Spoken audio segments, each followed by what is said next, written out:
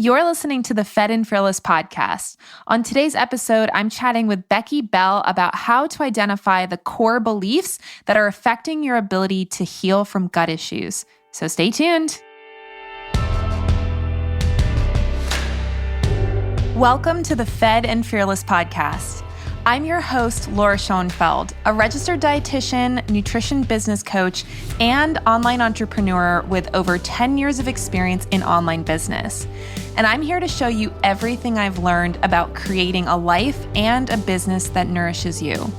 On this podcast, we'll talk about the lifestyle habits, practical strategies, mindset shifts, and leaps of faith required to build a healthy body, a powerful mind, a strong spirit, and a successful business. Hey there, welcome back to the Fed and Fearless podcast. I'm Laura Schoenfeld, your host as always, and we have a really fun conversation for you today with one of my Nutrition Business Accelerator students, registered dietitian Becky Bell. Becky is a registered dietitian nutritionist, pastor's wife, and mom of 3 crazy kiddos. Her passion is to help others develop a way of eating and living that leads to freedom and authentic living.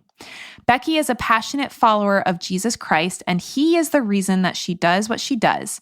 She has seen in her own life the way she treats her body affects her mind and spirit, and vice versa. Her goal is to help you find relief from the digestive symptoms that are holding you hostage so that you can feel confident and energized to pursue your goals and dreams. Becky believes that your health shouldn't be what keeps you from being the best version of yourself. Becky has a Bachelor of Science in Dietetics from Olivet Nazarene University and a Master of Science in Human Nutrition from the University of Alabama. She is also trained as a mental health integrative medicine provider and certified LEAP therapist. Our conversation today centered around how to address the mindset issues that can affect gut healing and even can be causing your symptoms. And it's something that I feel like really comes up in so many different ways. And honestly, over the last year, I've really learned that all of us deal with this stuff, right? Like there's really no person out there that doesn't have mindset issues that are affecting something about their quality of life, whether it's their health, their relationships, their business, whatever they're doing, right? We always have to be willing to dive into what our thoughts and beliefs are about the things that we're struggling with and how those thoughts and beliefs are contributing to the reality that we're experiencing. So I think you're really going to enjoy this conversation. I know I did. And without further ado, here is Becky Bell. All right, everybody. Well, I am so excited to have with us on the show today, Becky Bell. Welcome to the Fed and Fearless podcast, Becky. Thanks, Laura. I'm excited to be here. Awesome. And I know that you are an expert in gut health, and we're going to talk all about a whole person approach to symptom relief when it comes to your gut. So just so our audience can get to know you a little bit better, how did you get interested in nutrition and specifically gut health? Oh gosh, it's hard for me to remember how I first got interested in nutrition. I've started in high school actually, because I had this dream of being a professional water skier. Sounds like so corny, but I decided I needed to get healthy so I could be a professional water skier, which, that never happened. I never even pursued that dream, but got my interested in wellness in general and then became a dietitian.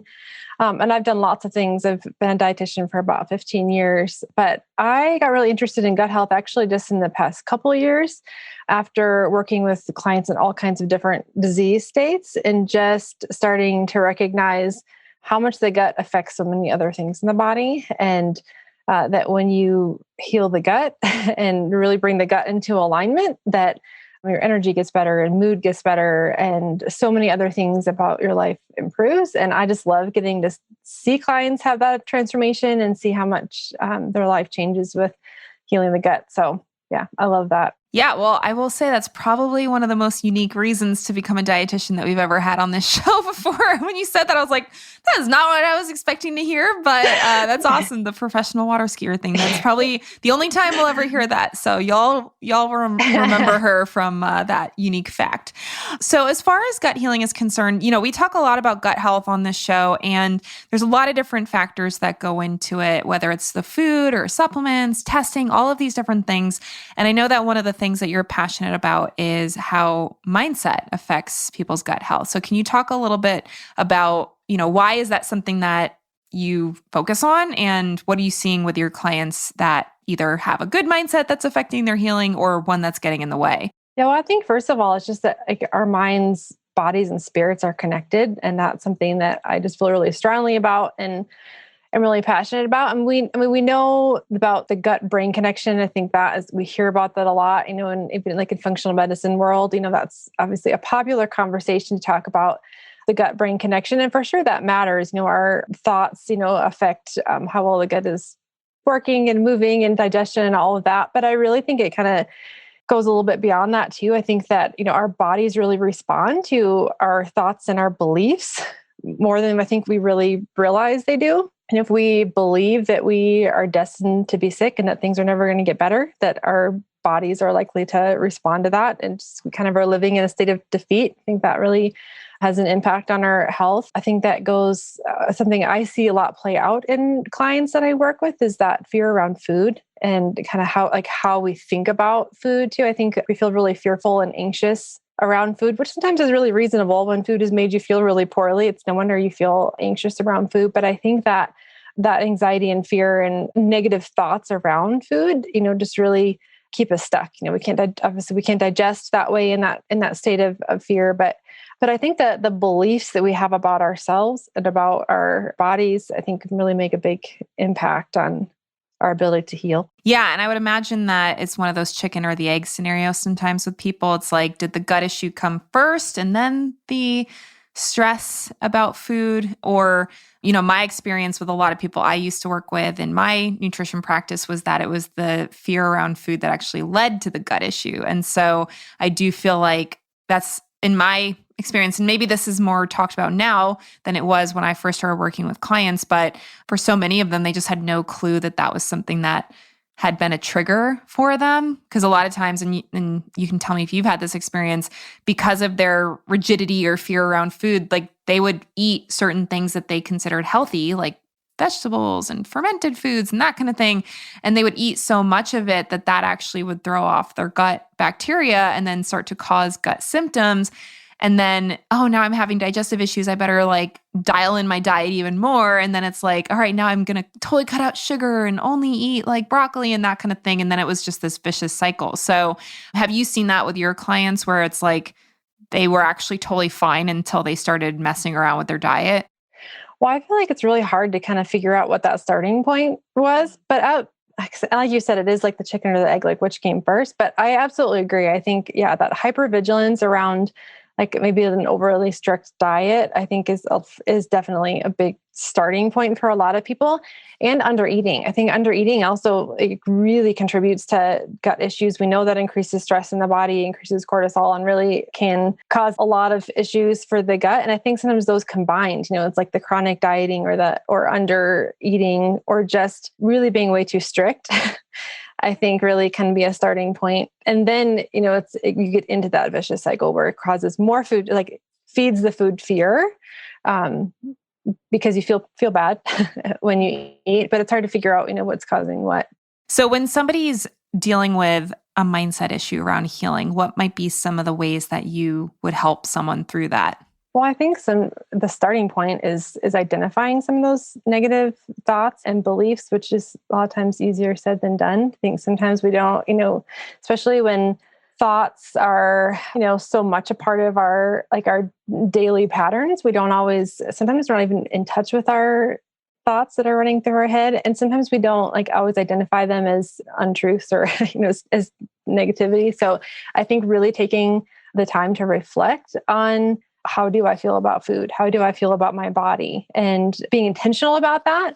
And then trying to identify how much of these things that I'm thinking day in and day out are actually true. And how can I reframe those things? How can I, replace them with truth? I think, some people might refer that to as limiting beliefs, identifying your limiting beliefs to me, and maybe it's part of the way I practice my faith. To me, that's identifying lies, calling out lies and replacing them with truth, but I think that it has to be an intentional process, and then it's not as easy as just deciding you're going to think different. I think there has to be like some intentionality around, okay, how can I replace these thoughts? I think the act of replacing thoughts that are toxic or are negative or are not serving you well need to be replaced. And because I think we're going to fill our minds, with something. And so unless you are intentionally putting something that's positive and thoughts that are serving you well into your mind, you're going to probably stay stuck with the negative thinking. So I think the first step is identifying those thoughts that really need to go, but then finding ways to really intentionally fill your mind with a different narrative and making the choice to believe something different. I have seen, for some of my clients too, that have some really deep-seated like negative beliefs about themselves, maybe, or about food.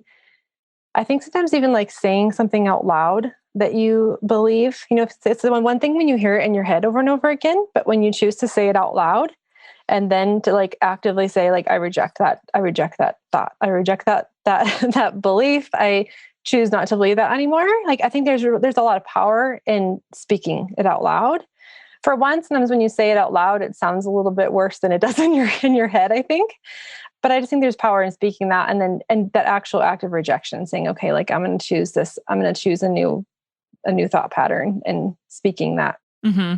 Yeah, that's so important. And it's something, as a member of our MBA program, that's one of the first things we start with is identifying those limiting or false beliefs that are holding you back, and then actually replacing it with something. Because again, as you mentioned, it's hard to just stop thinking something, right? Like, we really don't, as far as I'm concerned, maybe, if you're a monk out in the Himalayas, like meditating on a mountain somewhere, it's like, maybe you have moments where your brain literally has no thoughts going through it. But for me, I don't think there's a lot of time during the day where my brain is just like empty, right? So it's like, if you're not replacing those thoughts with something more effective or productive to your health or more true, that's, trying to get rid of the bad thought just by like wishing it away is probably not going to work super well. So that's something that, I first started doing with my clients when we were in the nutrition space and helping them do that same thing where it's like replacing those negative thoughts around their body, around food, around, their choices, all of that with something that was more positive and supportive of health. And then it just translated super well into business coaching because it's like, it's all the same stuff, right? Like, we all deal with the same issues, and it just depends on where it's actually reflecting in our life. If it's the digestive health stuff, if it's your business, if it's relationships, wherever it is, it's like, it's generally coming back to, in a lot of cases, how you're thinking about the situation. So as far as mindset is concerned, you had mentioned before, sometimes people don't really realize what kind of thoughts that they're having. And one of my mentors always says that, like, the reason something is not just a thought, but a belief, it's because you think it so much that you've just accepted it as truth and reality. And so you no longer really think about it. You just like believe it.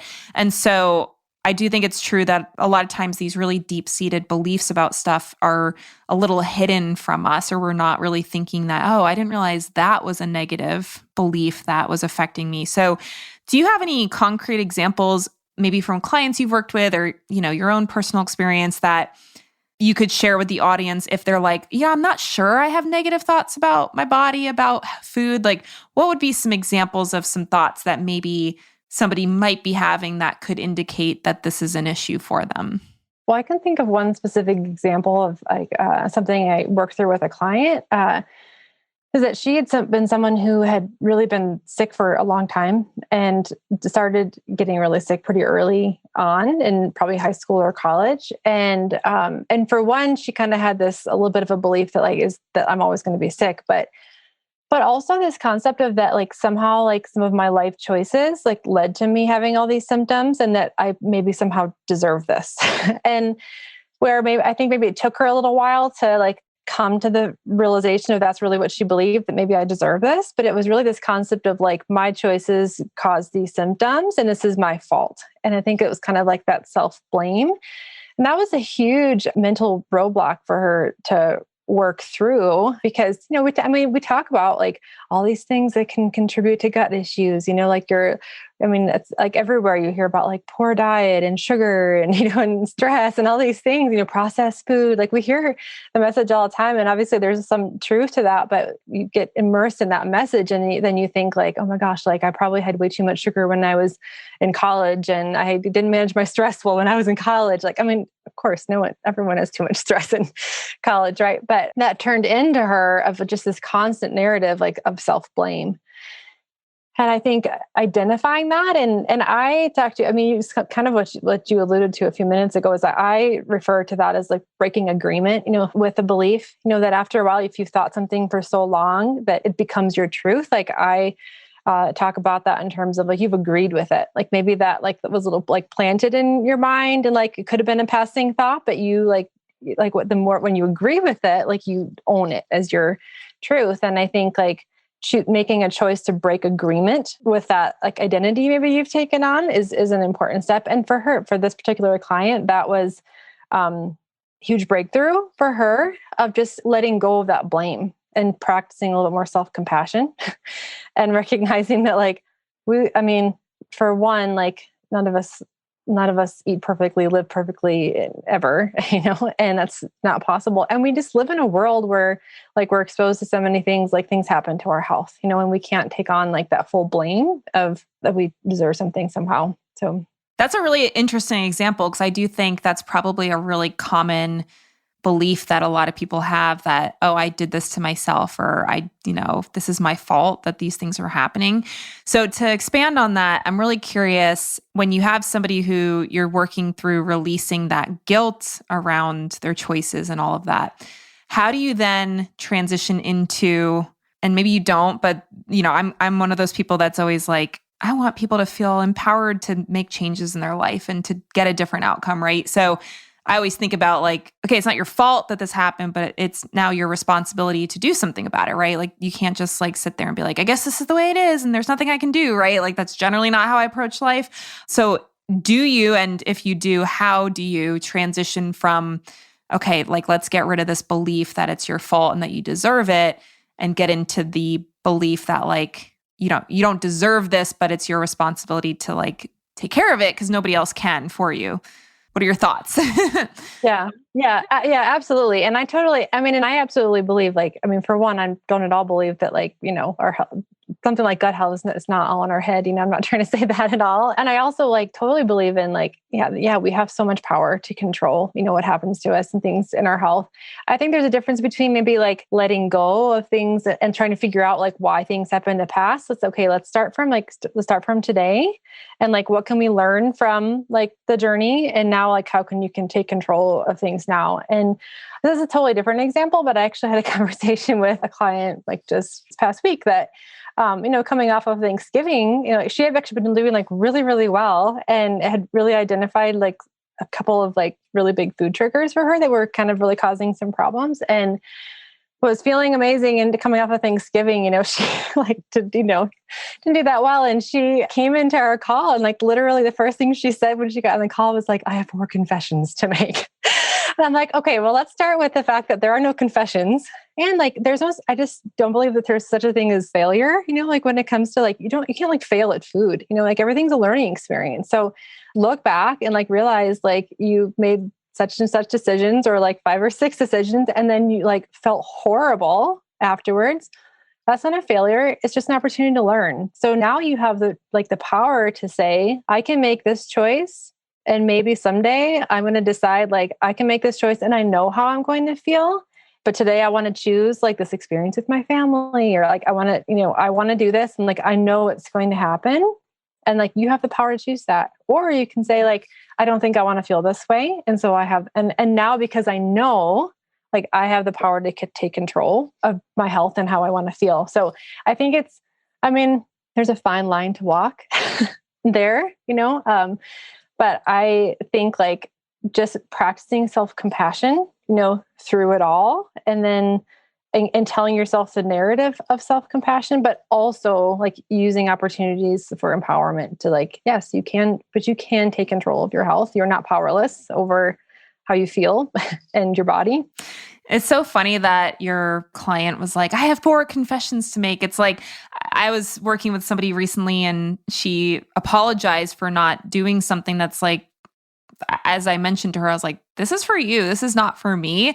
And really it's been the same thing with the nutrition clients, but even with business coaching, it's like, if you're apologizing for not doing something, this does not affect me whatsoever. If you do what you say you're going to do or not, I'm not offended. I'm not hurt. Like, there's really literally no reason to apologize. You're an adult. You get to make choices. And, if you chose not to do it because you were busy or it was not a priority, like, that's your choice. I'm not like, going to ding you or something on your report card if you show up and you didn't do the quote unquote homework for the day or whatever. So it is funny how it's like, I think we're kind of trained.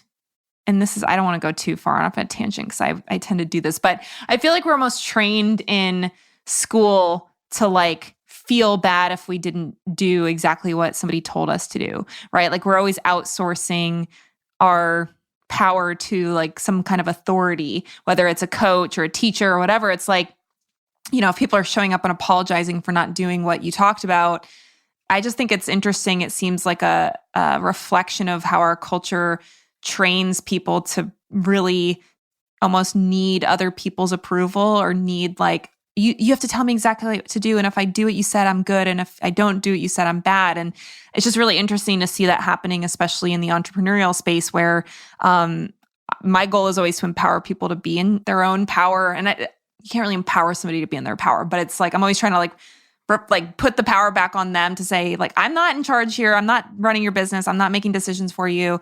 Like, I want you to feel like you can trust yourself. You can make those decisions. And I feel like it was the same thing with the health piece where it was like, I always wanted my clients to be in the driver's seat and to not be like, showing up for sessions feeling like I need to do what Laura says to make Laura happy, that kind of thing. So I don't know. I mean, again, total tangent, had no intention to talk about that, but have you had that experience before where people kind of like almost act like you're their teacher or something and they didn't do the assignment or like they cheated or, they didn't do what you asked them to do? Oh yeah. I mean, I hear that all the time. People like get on a call and they're like, I'm so sorry. I'm a terrible client. I'm like, listen, this is for you. Like, it doesn't, I mean, you don't have to please me, like showing up, like this is, you get out of it, what you put into it. Right. And for your own health. But I think like when people come up with that narrative of like feeling like I'm so sorry or like I let you down, I think I kind of suspect that it's like a reflection of the narratives they're telling themselves. Is probably like they're already experiencing like their own internal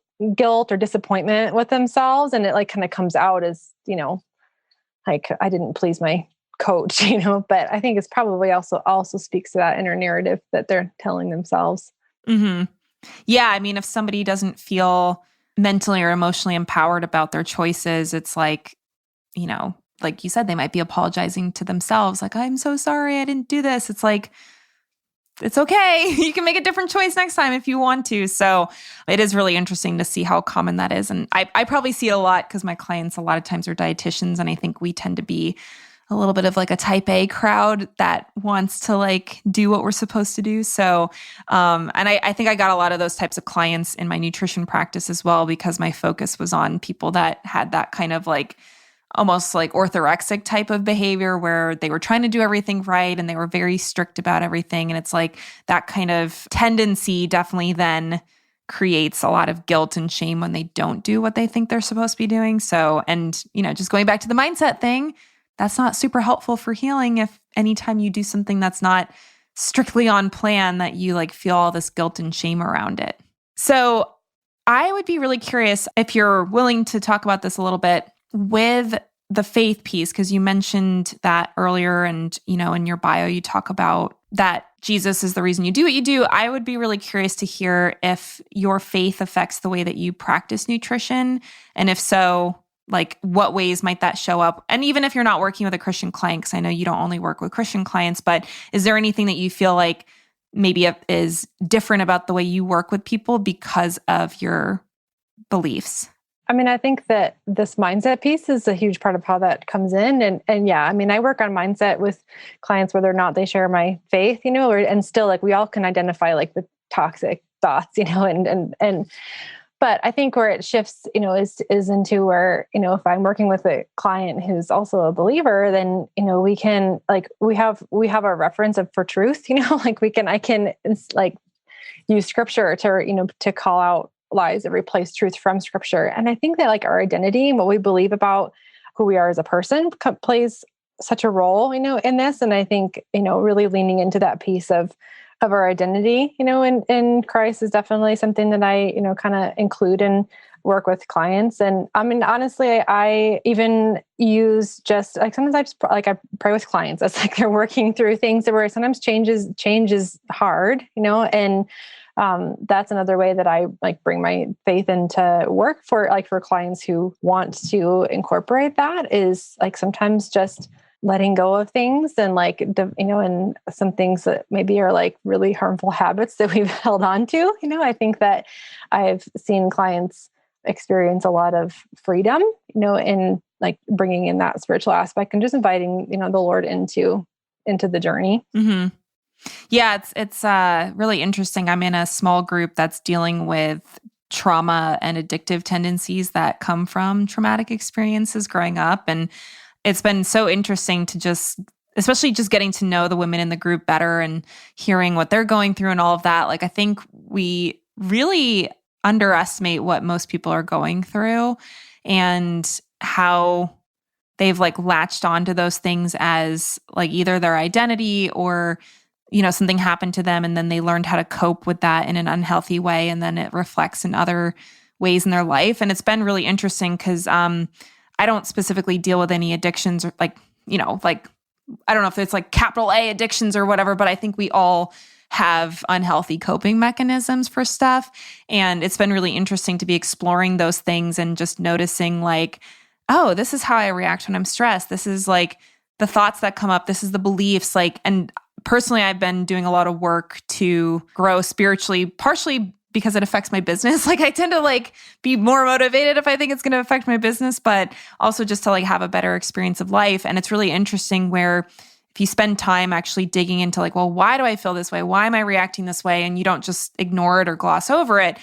It's really interesting to see sometimes what stuff can come up that you weren't even aware of. And, just knowing even the group that I'm in, we're all working on stuff, but it's a lot of times new for people, right? Even talking about that kind of thing. Whereas in the entrepreneurial world that I'm in, or at least the circles I run in, we're talking about that stuff all the time. And it's we're constantly thrown into conversations where we're trying to identify what's the root belief that's holding you back from getting to the next level in your results. So it's just, I can only imagine that there's so many people out there that don't do that kind of stuff. And they just kind of hold on to these past experiences that created a belief of how the world works, or a belief around their safety in the world, or beliefs around what's possible for them.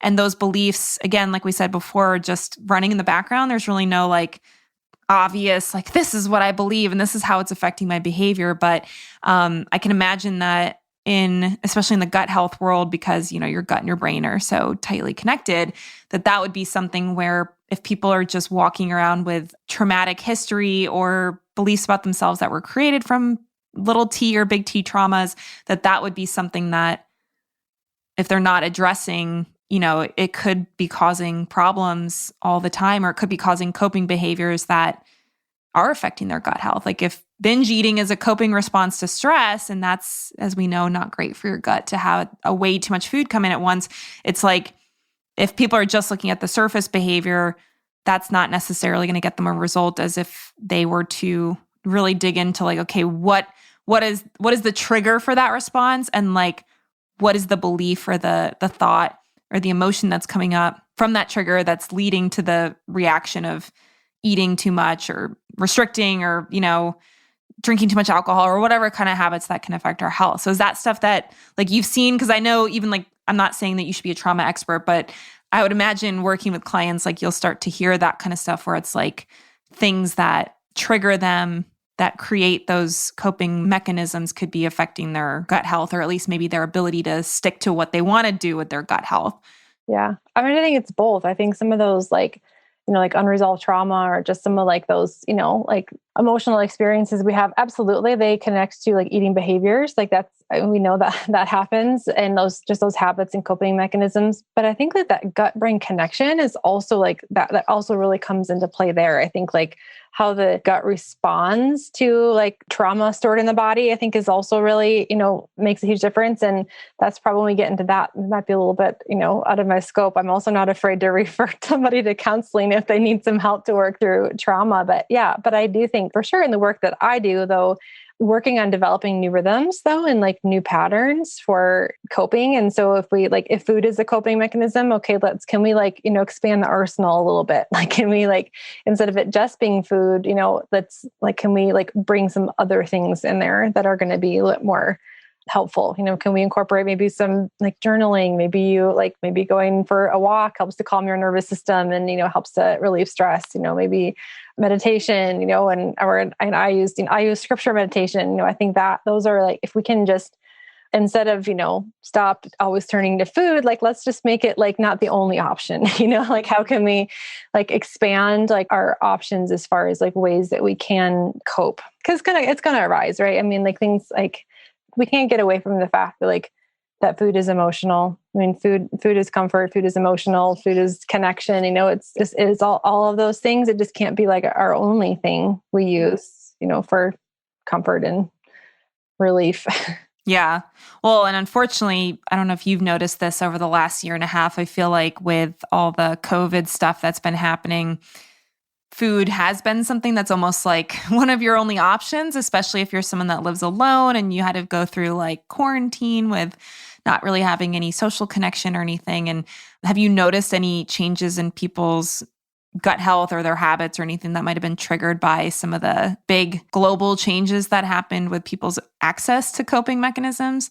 Well, I think that's gone both ways, because I think for some people that were already maybe in that place of maybe more towards the over restriction and that being a problem, I think that almost kind of heightened some of that, because, there's a lot of other things you can't focus your time on. So you can control the thing you can control. I think so that maybe, for a certain group of people, it went that direction. But absolutely, I have some clients right now that, just kind of threw a lot of healthy habits out the window with COVID, and now we're suffering with some pretty just heightened health problems in general, but for sure gut health. And I think we can't downplay the impact of stress though too. And we know that stress has a huge impact on the gut. And I think we can all acknowledge that in the last year and a half that stress levels in general have been heightened. And I see that playing a huge role, not only in my gut health clients, but just in my personal life. So many people are suffering the consequences of increased stress. So we can't ignore that aspect either. Mm-hmm.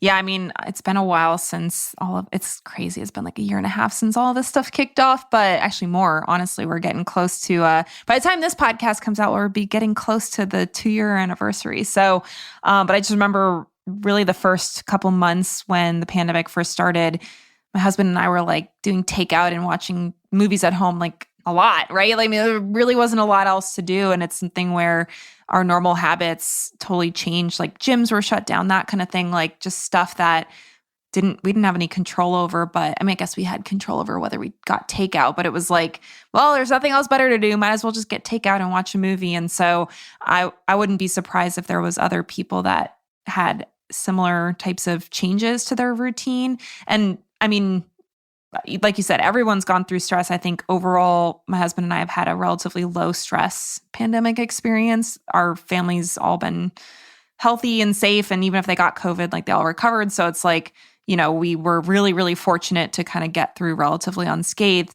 But we still, it was intense that first few months when nobody knew what was happening and everything. And I know it took a little bit of time for us to get back into kind of our routine of eating more healthfully and exercising and stuff. And I think it took a good 3 to 6 months to really get back into that. And I know that some people didn't have the same opportunities as us. We built a gym in our garage because we were well, we can't go to the gym. So let's scramble to try to find some exercise equipment. So not everybody had access to that. So hopefully, fingers crossed, hopefully it's kind of getting back to normal and people are able to access the things that help them just to cope more healthfully with stress. But I know that a lot of people, their lives kind of got totally turned upside down during the pandemic. And I would imagine there's a decent amount of gut health fallout after the stuff that happened over the last year and a half. Yeah. The food, the stress, the everything, right? Yeah. Mm-hmm. So if somebody is listening to our episode today and they realize that maybe their mindset is getting in the way of their gut health, or maybe it's something that's actually creating gut symptoms for them, what might be their first steps that you would suggest them doing if they want to start seeing improvements in their gut health? I think one of the first things I would say is to evaluate your eating experience, and if eating is a stressful experience because of maybe for one, you're worried about eating the right things, or are you, making the right choices with eating, or if you are worried, stressed, anxious about how you're going to feel after eating. I think if any of those things are true about your eating experience, I think that's a good sign that maybe you need to have some work to do, either with improving your gut health or mindset, probably both. I think that eating should be enjoyable. I think that actually being able to really enjoy food affects digestion. So I think that that would be the first step, is taking just that inventory of that eating experience. Can I eat food? Can I enjoy the experience? Do I feel nourished? Do I feel energized? Do I feel, after I eat, or is it the whole experience stressful, uncomfortable, maybe even something I dread? Yeah. And that's something that I, always absolutely like working with clients, dig into, I take a functional approach. We dig into all the root causes and what's going on in the gut, and, food, supplements, and yes, but it doesn't matter, I think, how deep the issues go. We have to start with the basics. And I think, that starting with that eating experience and starting with the mindset around food, and are you even in a good place, to be able to digest, I think that's a starting point. I have everybody start there. So that's what I would recommend as a starting point. Mm-hmm. Yeah. I think it's, I feel like people just get used to habits, right? They just we're eating multiple times a day, and we just get into routines, and we don't really even stop to think about what is my experience with this? And is it normal? Is it healthy? Is it the way I want the experience to be? And so I feel like anytime you're taking the opportunity to pause and actually monitor that and look at what is my experience? And, because I think even people they put a TV show on or jump on YouTube or something, and they're just eating mindlessly. Maybe that's not actually the way you want to experience food right now. And so I can totally see how just taking that first step to just assess, what is the experience that I'm having? How do I feel? How does my body feel? How does my brain feel? What are the different experiences that I'm having during these meals, to actually get a baseline and know, maybe everything's fine. Maybe it's terrible. Maybe there's something in between. But I feel like the only person that can really tell for sure about that is the person who's doing the eating. Mm-hmm. Yeah. And then, I think a lot of people, yes, a lot of times we don't notice, how bad we feel, or we don't pay attention to the experience. And then sometimes we just normalize things too, either when we rush through our day and, we feel poorly, we don't always, think oh, this could be better. Yeah. Yeah, definitely. I think people tend to get used to how they feel, or just assume, oh, this is just, I'm getting older, or this is, I know with things like IBS, people get told that, oh, this is just how your digestion is, and this is how it'll always be. So if that's the story that you're believing, then of course you're going to be well, I have IBS, so of course I'm going to have this type of digestive response. So as we've said many times on this show, it's definitely not the case that this stuff is permanent. So I think my listeners all understand that, making these changes and doing something about it is something super valuable and can make a huge impact on quality of life. And I feel like just the basics of just monitoring what's happening during each eating experience, before, during, and after, is a really simple step that people can take. And I know that you have a guide on your website talking about strategies to improve your digestive symptoms. So can you tell people a little bit about what they'll get if they download that? Mm-hmm. Yeah, 7 strategies to improve your digestion at your very next meal. And we really focused that guide on specifically what we just talked about, is what are the very basic first steps you can take to improve that eating experience. Because obviously a lot of times if there's things, out of balance in your gut, he's probably going to need to go a little bit deeper, but that's like the very first step. So let's start with the basics first. And for some people, that's enough to really see a big difference and just like slowing down and improving like how you're eating. But that process, like we just said, it also starts to bring in that awareness. And we have to start with that awareness of actually how food is making you feel. So that's what that guide is all about. And then also, gives a couple other, just other little helpful tips you can start after those meal experience tips. Awesome. Well, we will link to that guide in the show notes for you guys. And Becky, is there anywhere where can people go if they want to connect with you and learn more about how you approach gut health healing? So we are in Instagram. It's at rooted.dietitians. We also have a Facebook community. It's called Rooted Nutrition, Gut Health, and Holistic Wellness. And then our website, as you mentioned, rootednutritiontherapies.com. Mm-hmm. And you say we because you have a partner. I do. You? Yeah. I have a business partner. Her name is Lindsay Baker. She is also a dietitian.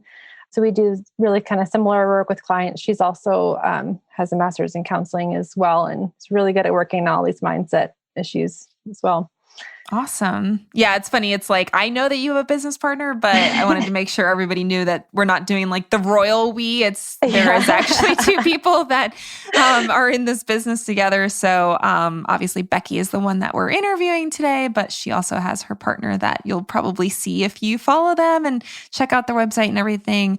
Well, Becky, it's been so awesome getting to chat with you and going on some random rabbit trails like I always like to do on this show about different things related to gut health. One last question I like to sneak in sometimes when we have the opportunity, maybe one that you're familiar with, but I would love to hear what your answer is to the question, what makes somebody more than a body? What makes somebody more than a body? Your personality, your spirit, your passions. I think all of that is connected to you as a person, and all of it makes you who you are. I love it. Well, thanks so much for sharing your time and expertise, Becky. And thanks to those of you listening for hanging out with us for the last 45 minutes or so. And we'll look forward to seeing you here next time on the Fed and Fearless podcast. Bye, everyone.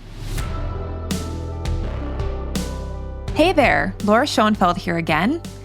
As you probably know, my greatest mission as a business coach and mentor is to help nutrition entrepreneurs create a purpose-filled and profitable business that nourishes both them and their clients. As a business coach with years of experience running a multiple six-figure online nutrition business, in 2019, I started sharing my experience helping hundreds of clients achieve their health goals through one-on-one services, group coaching programs, and online courses, to mentor other dietitians and nutritionists to help them do the same in their business. And in 2020, I officially closed the doors to my highly successful online nutrition business in order to focus exclusively on serving other nutrition entrepreneurs who want to grow their business faster than ever, without having to sacrifice the things that matter to them, like their relationships and their health. This has been the next evolution in my mission to help make the world a healthier place, particularly for ambitious women who want to do big things in the world while still experiencing vibrant health. To date, our company has helped over 200 nutrition entrepreneurs from all over the world start, grow, and scale their nutrition businesses to six figures and even multiple six figures inside of our Nutrition Business Accelerator program and our high-level mastermind. It's been so incredible to watch the growth that's happened for these entrepreneurs inside of our coaching programs that have been designed exclusively for nutrition and dietitian business owners. And that's why I'm so excited to announce that applications are now open for our 2022 Nutrition CEO Mastermind. This one-of-a-kind mastermind is a carefully curated space for you to experience joyful and profitable business growth while being surrounded and supported by other driven nutritionists on the same exciting and challenging journey of entrepreneurship. When you join our year-long mastermind, you'll create relationships that will last a lifetime and achieve results in your business that you maybe have never even imagined for yourself. If you want to learn more about this opportunity to be a part of the 2022 Nutrition CEO Mastermind, go to lauraschoenfeld.com/mastermind. On that page, you'll find everything you need to know about what the mastermind includes, who it's for, and how to apply for your spot. Spots are limited, so don't wait to get your application in. Go to lauraschoenfeld.com/mastermind to send in your application, and I look forward to chatting with you soon.